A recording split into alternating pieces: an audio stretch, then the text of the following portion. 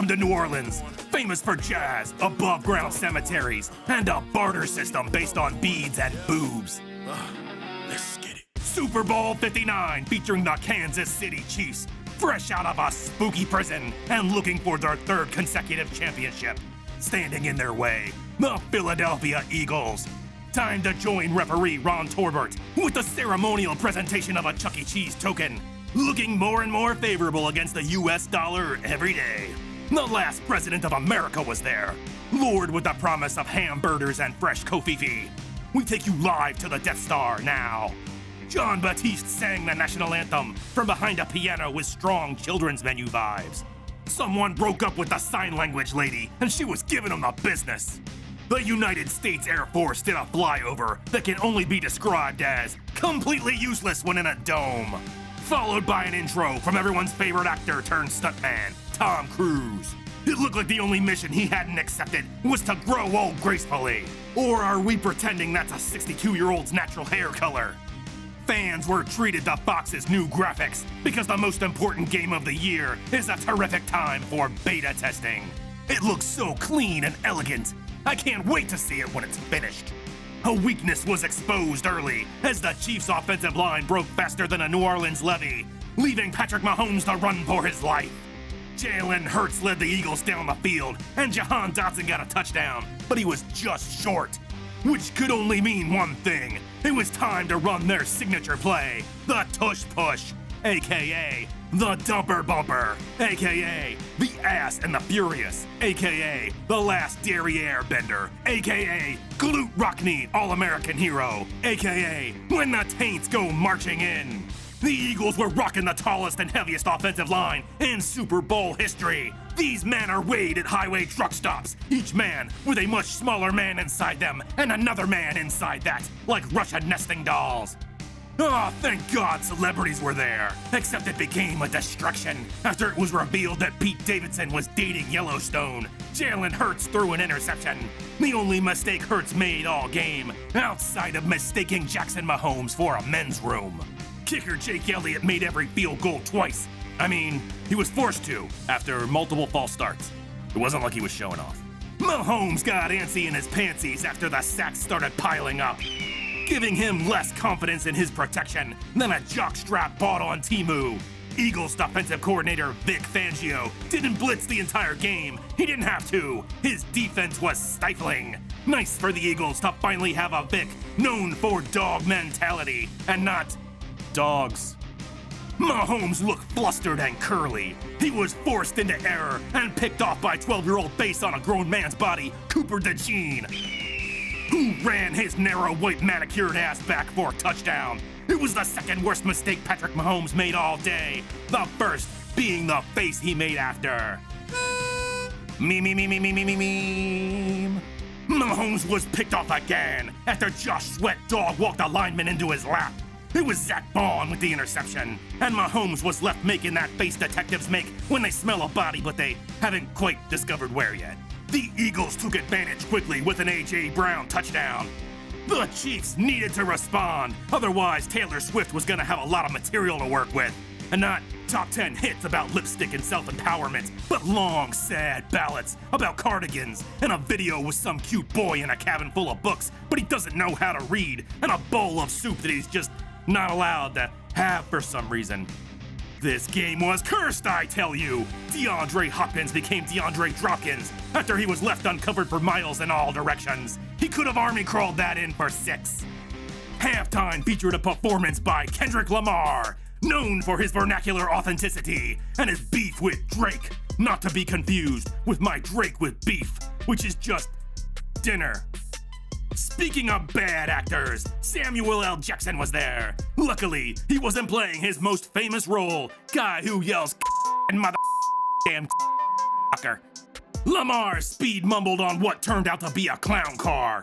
I'm not familiar with his music, but it didn't matter anyway. I couldn't understand a single word he said outside of Kool-Aid. They haven't asked my opinion on who should perform at the Super Bowl, not since that fiasco with the band that sings the music from DuckTales. Scissors was there. I haven't seen white people this scared since schools integrated.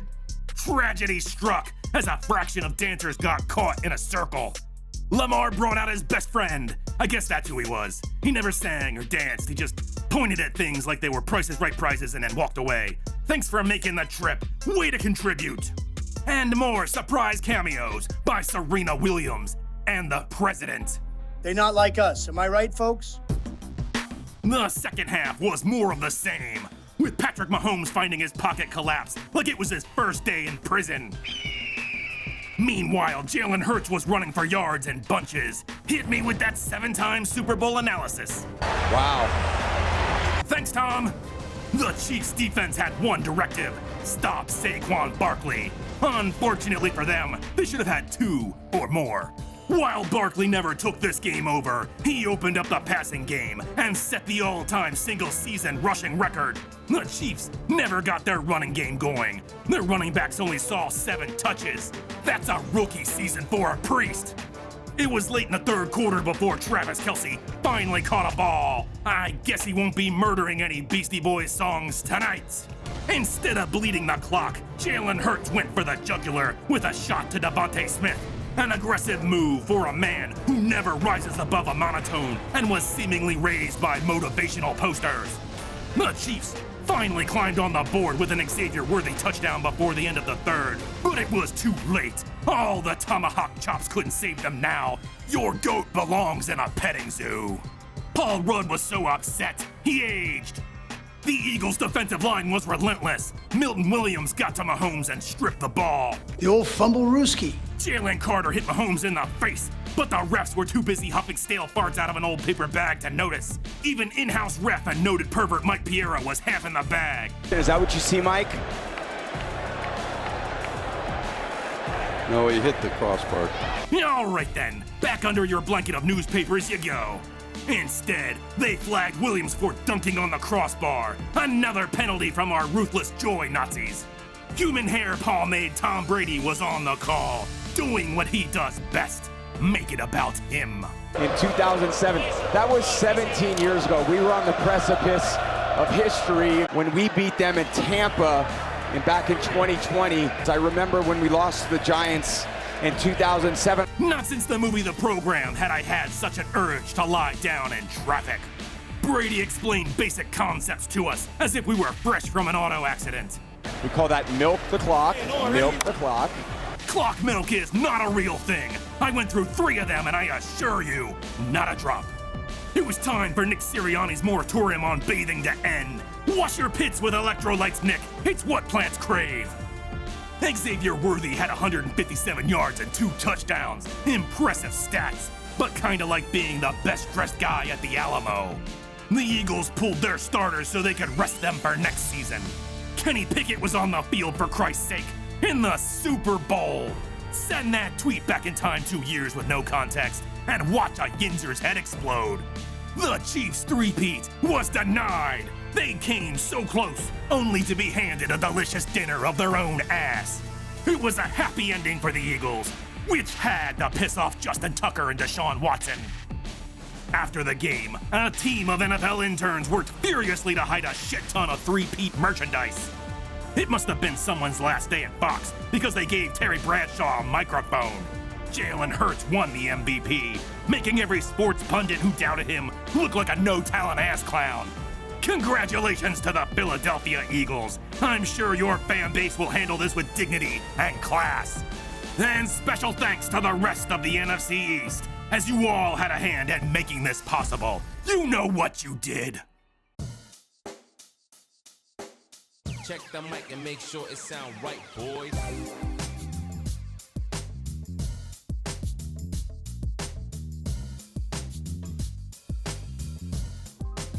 It sound right, boy.